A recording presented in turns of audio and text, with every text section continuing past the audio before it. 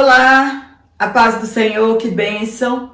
Já estamos na lição de número 12 e podemos dizer que aprendemos bastante e que o Espírito Santo tem falado com a sua igreja, falado coletivamente e também falado individualmente com cada um de nós. Espero que tenha sido uma bênção em sua vida este trimestre, que saiamos diferentes, não sejamos aquele mesmo crente do início do trimestre, mas saímos com as nossas forças renovadas, avantes para seguirmos frente, na nossa caminhada espiritual, convictos da nossa fé, alicerçados na palavra de Deus. Para você que está aqui pela primeira vez, sou Jane Martins de Souza, professora, superintendente de escola bíblica dominical. Para mim é uma satisfação muito grande ter você aqui semanalmente. Quero agradecer o carinho de todos vocês que têm orado a meu favor. Você também que tem falado de onde é. Deus continue te abençoando. Eu sei que é o Senhor, que me chamou, me vocacionou para este ministério do ensino. E você também é responsável pelo crescimento do meu canal. Então continue compartilhando, curtindo, isso é muito importante para que meu canal chegue ao alcance de outras pessoas. O seu comentário aqui também é muito importante. Deus continue te abençoando grandemente. E para você que está aqui pela primeira vez, seja bem-vindo. Espero que goste e que aprenda bastante também conosco da palavra de Deus. Nós, professores, precisamos realmente de subsídios para ter embasamento para nossa aula. Um professor preparado é diferente do professor que é despreparado. Conte aqui nos comentários como foi a sua EBD no dia 10 de setembro, que é comemorado o Dia Nacional das Missões. Fizemos um trabalho maravilhoso na nossa igreja de conscientização, nosso dever da igreja, missão da igreja, evangelizar. E se você fez alguma coisa, também comente aqui como foi o seu Dia Nacional das Missões. E hoje na lição de número 12 falaremos sobre sendo a igreja do Deus vivo. Os textos que foram tomados por base está em 1 Timóteo, capítulo 3, versículo 14 ao 16 e também Efésios, capítulo 5, versículo 25 ao 27 e também o versículo 32. Se nós tivermos a convicção de que pertencemos à igreja do Deus vivo e que fazemos realmente parte desta igreja, Ele tem o direito de dizer como ela deve ser governada. Deus pagou um preço muito alto por esta igreja. O sangue de Jesus foi o valor exigido para o resgate. Por isso devemos nos portar de conformidade com a vontade do dono da igreja. Existem apenas duas igrejas no contexto espiritual: a visível e a invisível, que está adornada para o noivo. E enquanto igreja visível, local, devemos apresentar Cristo ao mundo por intermédio da nossa vida e do nosso comportamento. Por esse motivo, a igreja de Cristo, ela não pode ser mundana, pois ela é a guardiã da verdade revelada, e suas vestes devem se manter imaculada para as bodas do Cordeiro, que em breve acontecerá. Nas duas alianças, Deus escolheu um povo para representá-lo aqui na terra. E que esse povo fosse testemunha das verdades divinas. No Antigo Testamento, Israel, e no Novo Testamento, a igreja. Não foi para excluir o restante da humanidade, mas para que as bênçãos de Deus fossem canalizadas a todo o povo da terra. Foram escolhidos para testemunharem da grandeza de Deus e de suas bênçãos. No passado, Israel esqueceu-se do seu propósito e se orgulhou disso, acreditando que as bênçãos era exclusividade deles.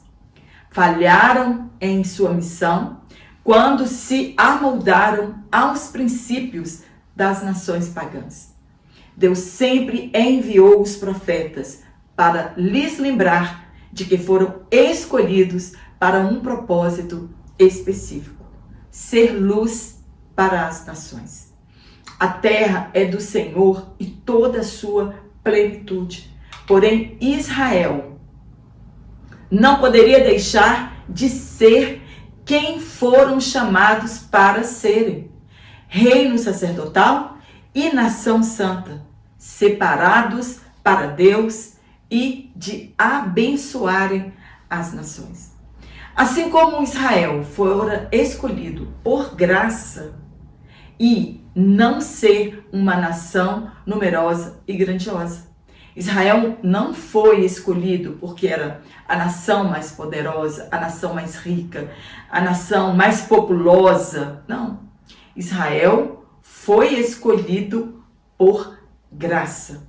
E a igreja também foi chamada para o mesmo propósito. E também foi salva pela graça de Deus.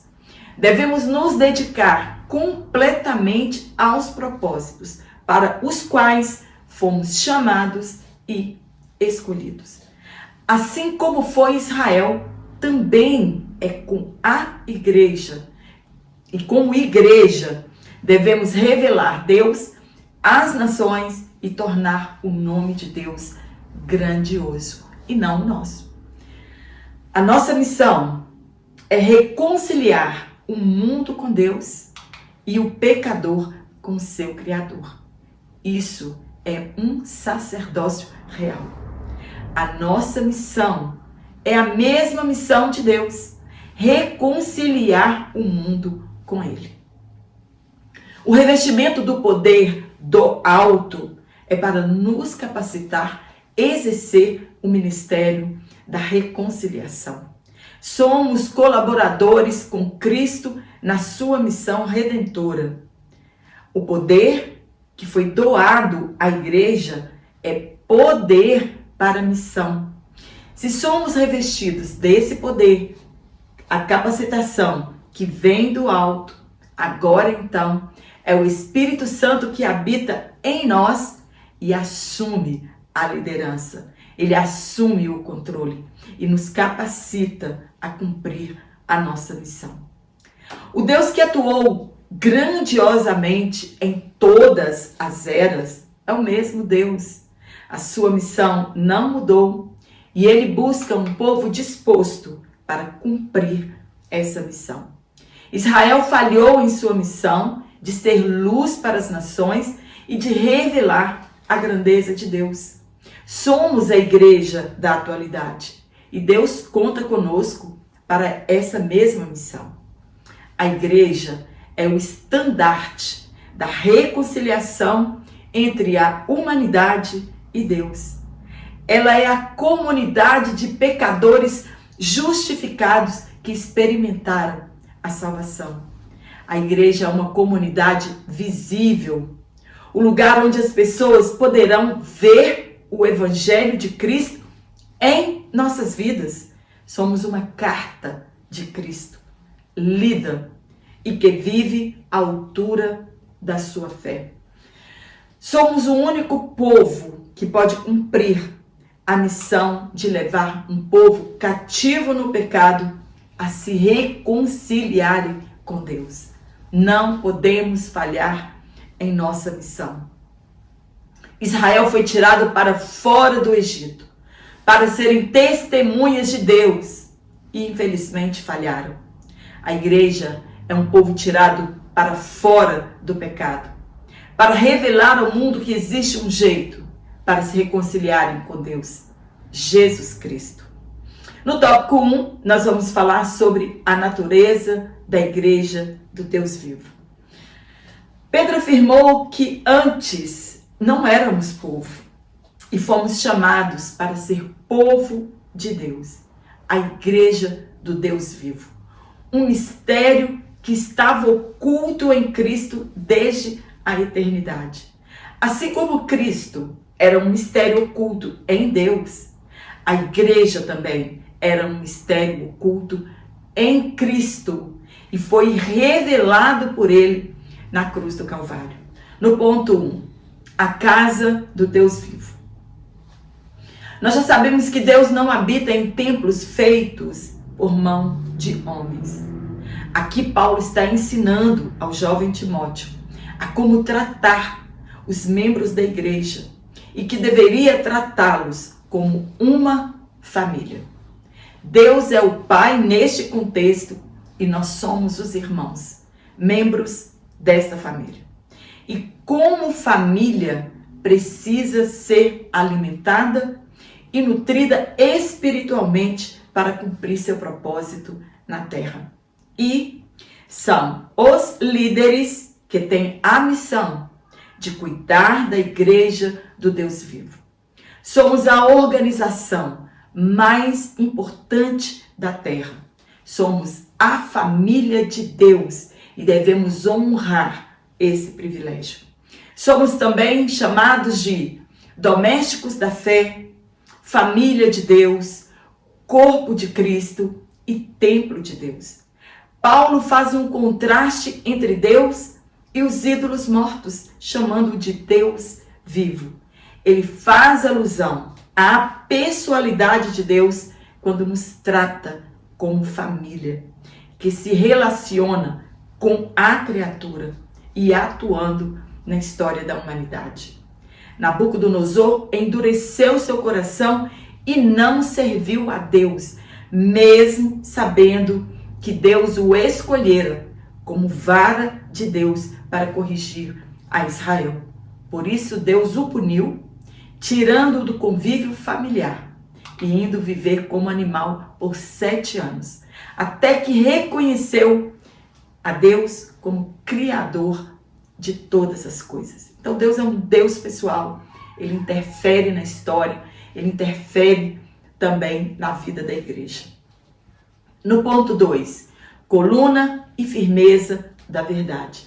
Esse é o papel da igreja. Essa deve ser as características da igreja visível. Para Timóteo, Paulo estava escrevendo a ele, era uma imagem bem significativa, visto que em Éfeso havia o templo da deusa Diana, e esse templo possuía 127 colunas ao total. Algumas traduções descrevem como o baluarte da verdade. Outras traduzem como o sustentáculo da verdade. E outras versões como o fundamento da verdade. Não importa a versão. O importante é que a igreja, ela é coluna e a firmeza da verdade. Ela sustenta a verdade de Cristo aqui na terra.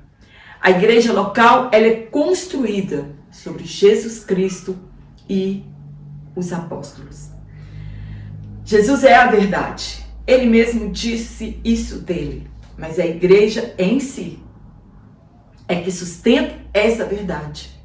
E se contaminarmos com o mundo, Jesus não deixará de ser a verdade. Porém, deixaremos de cumprir a nossa missão. Jesus, no Sermão do Monte, ele nos descreveu como luz e sal da terra. A igreja, ela não tem luz própria. A nossa luz, ela vem de Cristo. E para que haja constante luz em nós, precisamos do Espírito Santo na vida da igreja e em nossa vida individualmente. Nosso novo nascimento é o responsável pelo brilho na vida da igreja. Nosso comportamento é o testemunho do que o Evangelho fez em nossa vida. Quando abandonamos as verdades do Evangelho, perdemos o nosso brilho e perdemos também o sabor. A santidade da igreja, ela preserva o mundo de apodrecer de vez por toda. Assim como Israel perdeu seu brilho e seu sabor foi lançado fora da presença de Deus. Da mesma forma, Deus fará com a igreja local, que não cumprir seu papel de coluna e firmeza da verdade. Onde as pessoas buscarão a verdade se não for em Cristo? Se perdermos o sabor, para nada mais prestaremos, a não ser pisado pelos homens. O motivo de muitas pessoas zombarem do evangelho, infelizmente, a culpa é nossa. A coluna, no sentido literal da palavra, é o lugar em que os objetos são colocados. Isto refere-se ao ministério da igreja na exposição da palavra. Podemos expor a palavra sob este pedestal e pessoas sejam capazes de ver a palavra de Deus. Ela sustenta o evangelho na terra. Ela revela o evangelho às nações. Ela sustenta e protege a verdade. Porém, quando pregamos o evangelho com engano, fazemos com que muitas pessoas tropecem. Impedimos que outras entrem e possam fazer parte da família de Deus. Nós somos os responsáveis de apresentar Jesus Cristo ao mundo. E quando fazemos concessões, como algumas igrejas locais estão fazendo, impedimos que as pessoas conheçam a verdade do Evangelho. É nossa responsabilidade propagar, testemunhar e defender o Evangelho de Jesus. Judas escreveu que a fé foi confiada uma vez aos santos.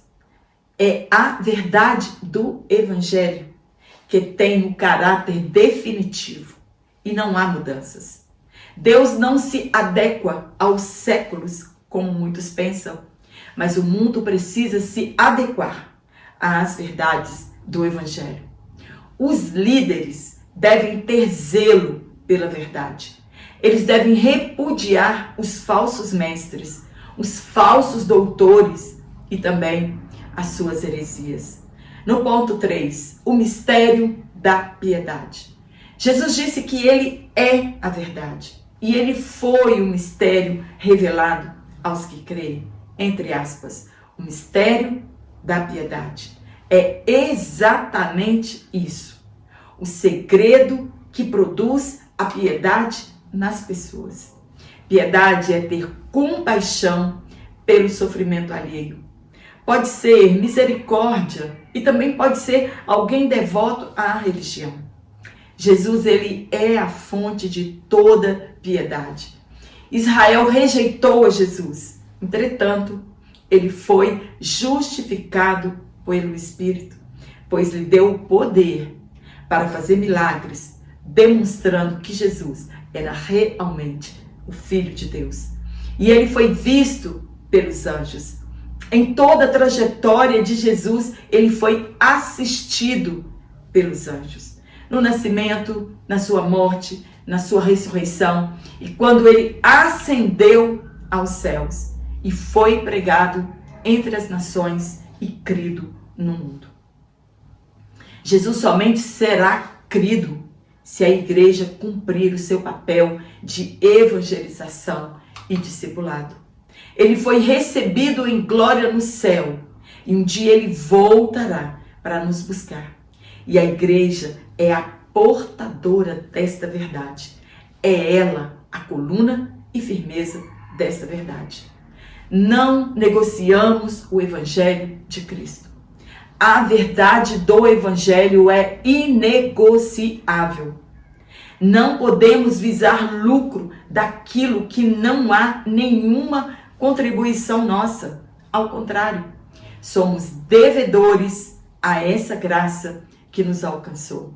Infelizmente, muitos, na atualidade, pregam o evangelho com o objetivo principal de arrancar dinheiro dos crentes ingênuos da igreja local. No segundo tópico, nós vamos falar sobre Cristo e o relacionamento com a igreja. Lembrando a você que vou deixar aqui o link do meu WhatsApp e também do meu Instagram, se você quiser me seguir em minhas redes sociais, Será uma satisfação ter você lá. E também aqui na descrição do vídeo você vai encontrar o link do meu WhatsApp, que você fala diretamente comigo. E se você quiser adquirir este PDF único, da mesma forma que eu leciono aqui no vídeo, é só você entrar em contato comigo. O que revela que temos um relacionamento com Cristo e com a igreja? Não são experiências emocionais incomuns, ou milagres, ou falar noutras línguas. O que revela que estamos em Cristo e com Cristo é o nosso caráter, a transformação notória em nossas vidas. É o que mantém a igreja de Cristo unida, é o poder interior dela e não a pressão exterior. É a presença do Espírito Santo na vida da igreja e na vida do crente que realmente estreita o nosso relacionamento com Cristo.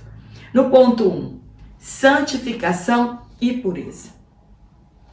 No passado, Deus separou para si um povo, Israel. Quando Cristo também veio aqui e morreu na cruz do Calvário, ele também separou para si um povo, a igreja. Essa separação é a santificação feita por Jesus Cristo por intermédio da lavagem da palavra e não por meio de água. É a palavra de Deus que nos lava, que nos purifica. Ela tem o poder de nos regenerar e de transformar a nossa vida. Jesus, ele disse aos discípulos que eles estavam limpos pela palavra que ele lhes havia dito.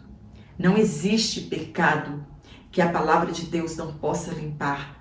Ela transforma o caráter das pessoas e o Espírito Santo pode regenerar e renovar a vida de quem deseja ser lavado dos seus pecados. O batismo nas águas, ele não tem o poder de lavar os nossos pecados. Não é sobre batismo em águas que Paulo está tratando aqui neste texto. A santificação nós recebemos uma vez por todas quando aceitamos Jesus Cristo como Senhor e Salvador. Todos os nossos pecados anteriores, eles são perdoados. Entretanto, é um processo de santificação que dura por toda a nossa vida até o dia do arrebatamento. É um degrau cada dia que vamos subindo em nossa vida espiritual e a cada dia precisamos ser melhores do que ontem. Devemos nos separar do mundo e do pecado e purificar as nossas vidas. Uma pessoa controlada pela palavra de Deus é uma pessoa cheia do Espírito Santo. No ponto 2, gloriosa e irrepreensível, a característica da igreja. Se fosse para você viver da maneira que você deseja, fazer o que realmente lhe causa prazer e ainda assim morar no céu, por que então Deus enviaria o seu único filho encarnado para sofrer aqui e ainda morrer em uma cruz? Não haveria necessidade de tanto sofrimento se no final de tudo Deus levar todos para o céu. Quando Jesus veio cumprir a missão, o plano da salvação, foi para separar um povo santo e levá-lo para junto dele. A entrega que Jesus fez foi para santificar a igreja e depois de limpa pela palavra, entregá-la a si mesmo como igreja gloriosa, sem mácula, sem ruga ou coisa semelhante, mas santa e inculpável. A união de um homem e de uma mulher, no casamento, é apenas um eco humano da realidade espiritual entre Cristo e a noiva.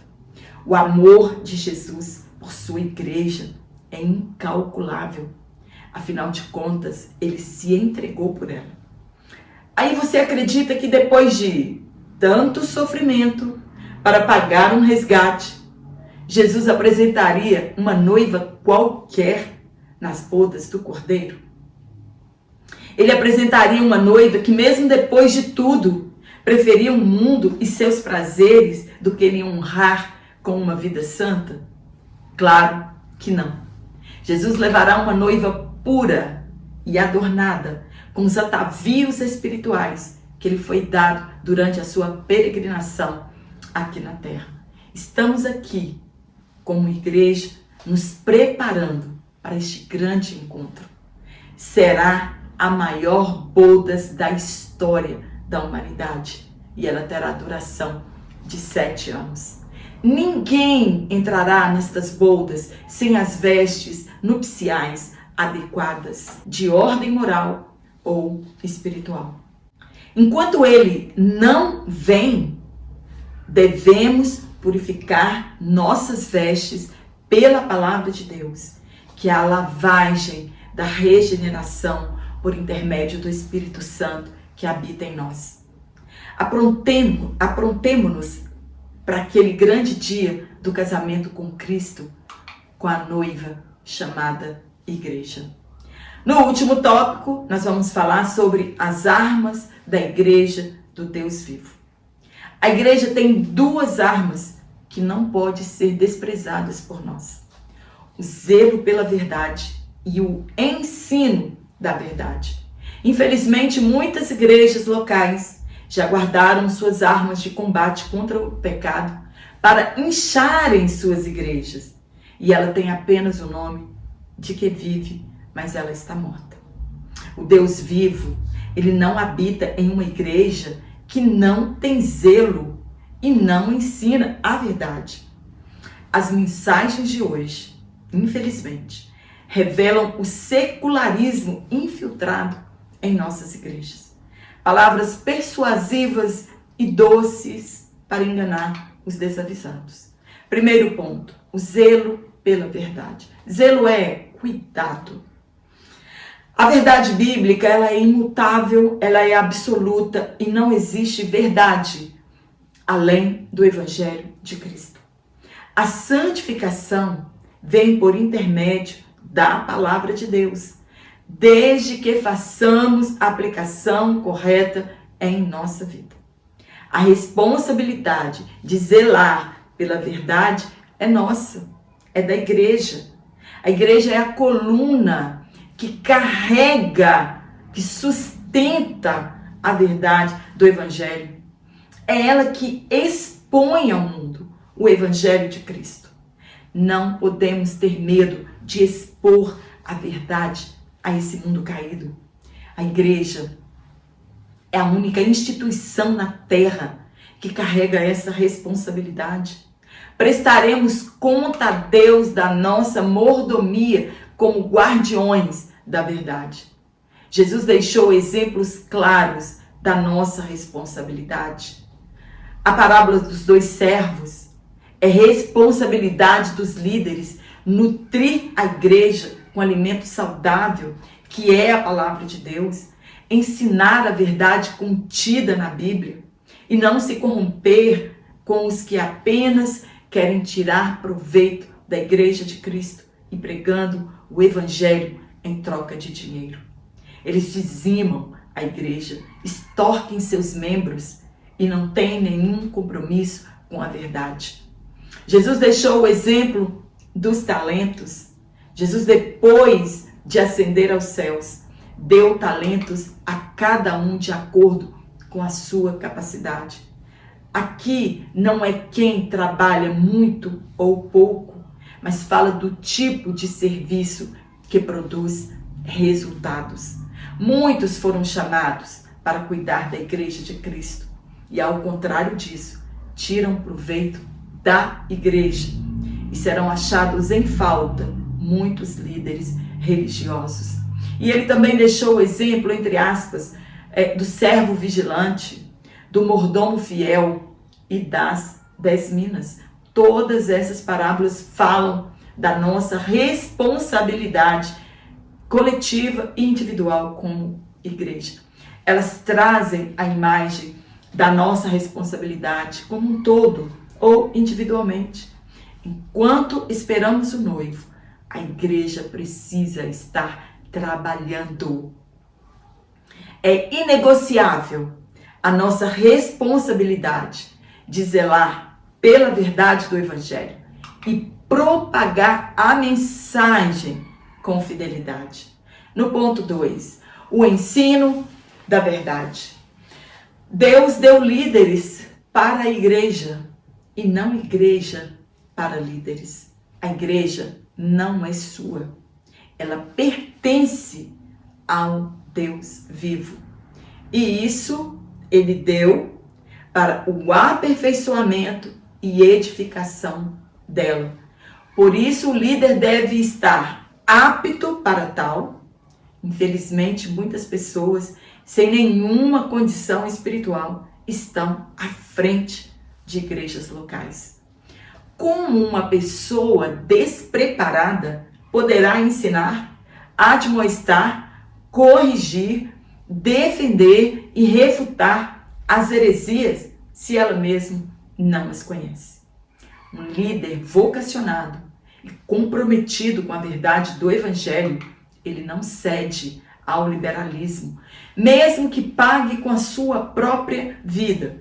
E eu não estou falando aqui de morte, e sim de ser desprezados pelos que querem forçar o mundanismo na igreja. Ele não adere ao ecumenismo e ao sincretismo religioso, isto é, se juntar com todas as religiões e colocar Deus no mesmo patamar dos outros deuses.